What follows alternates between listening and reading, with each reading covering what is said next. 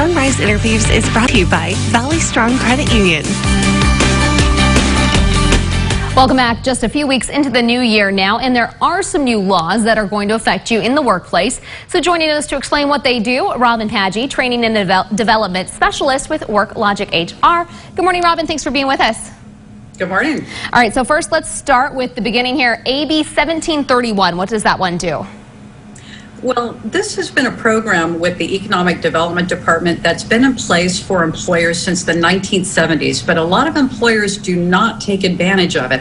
And one of the reasons for that is because it might be cumbersome. So it is about the WorkShare program. And in this program, employers can reduce their payroll. They can reduce the cost of having employees without letting the employees go because the EDD allows them to get unemployment.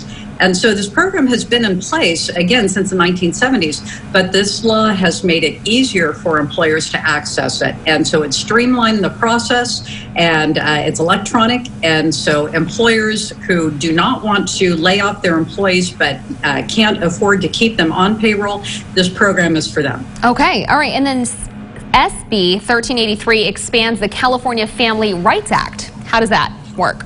Yeah, this is a big one. We've had the California Family Rights Act in place for a long time for employers with 50 or more employees. And what it does is requires employers to give employees 12 weeks off of work unpaid to care for themselves when they are ill or to care for a family member.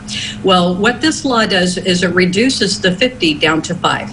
So now employers with 5 or more employees must allow employees up to 12 weeks off of work per year, again, to care for themselves or to baby bond. And so this is one of the things that the California Family Rights Act did not have, but the Parental Leave Act did have. That went into effect. And so that's one of the things. This law combines those two laws, and it reduces the threshold to 5 employees. Now, the other thing that larger employers who have already been having to allow employees this time off work, there had additional reasons that they can be off work. And so they want to look at the law as well because there have been some changes for those larger employers. One of the things, employees have to work for the employer for at least 1 year and also 1,250 hours during that year. But it does protect their job. They get to leave and then they come back. But once again, it is unpaid. The employer does not have to pay them for that time. That is significant, though. All right, and then AB 2992 expands protections against discrimination and retaliation. Again, a law has been in place for some time that said employers cannot discriminate or retaliate against employees for taking time off work when they have been a victim of domestic violence, sexual assault, or stalking.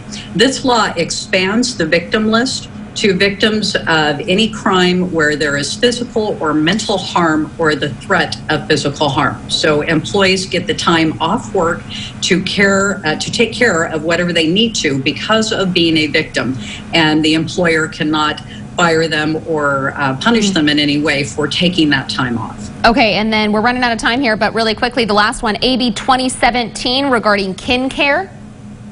This one is real short. So employers have been able to designate half of an employee's sick leave can be for themselves and half can be to take care of their family members or their kin. This law says there's no distinction between the two. Employees can take sick leave to care for whoever is sick, and they don't need to designate it to the employer. All right, very important, especially during this time. Robin, thanks for being with us this morning. We appreciate it. Thank you. And we'll be right back.